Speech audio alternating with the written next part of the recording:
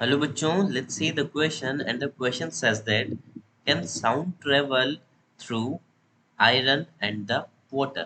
So आपसे question में पूछा गया है क्या साउंड आयरन और वाटर में से ट्रेवल कर सकता है। चलिए इस क्वेश्चन का आंसर हम जानते हैं। तो किसी भी क्वेश्चन को जानने से पहले उसका आंसर जानने से पहले बच्चों हम बात करते हैं की कंसेप्ट की।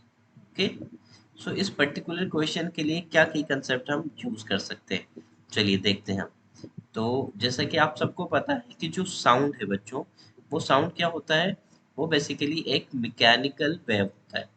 ठीक है, साउंड क्या है, एक मैकेनिकल वेव है।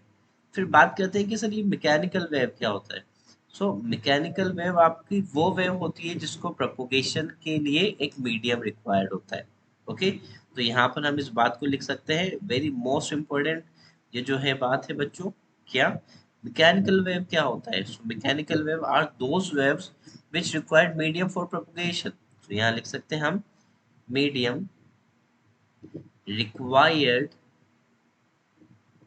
For propagation. ओके, चलिए ये हमने यहाँ पर जो बात लिखी, चलिए इसको लिंक करते हैं अपने क्वेश्चन से कि सर हम आंसर्स कैसे दें इस क्वेश्चन का।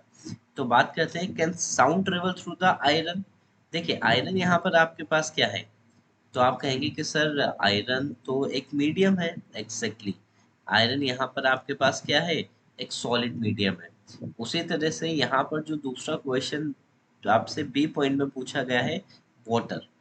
ठीक है, तो वाटर भी यहाँ पर आपके पास क्या है, वाटर भी आपका लिक्विड फॉर्म में एक मीडियम ही है।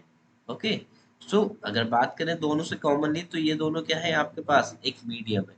ठीक है, और देखो साउंड वेव्स क्या है, मैकेनिकल वेव्स है, और मैकेनिकल वेव्स को प्रोपोगेट करने के लिए मीडियम रिक्वायर्ड होता है। तो अगर यहाँ पर मैं साउंड वेव्स के लिए मीडियम प्रोवाइड कर रहा हूँ, तो क्या साउंड वेव यहाँ से ट्रेवल करेगा। सो एग्जैक्टली जो हमारा फाइनल आंसर है वो है yes. Yes means yes, sound can travel through the iron and the water both. So that is our final answer. I hope you understood it well. Best of luck. Thank you so much.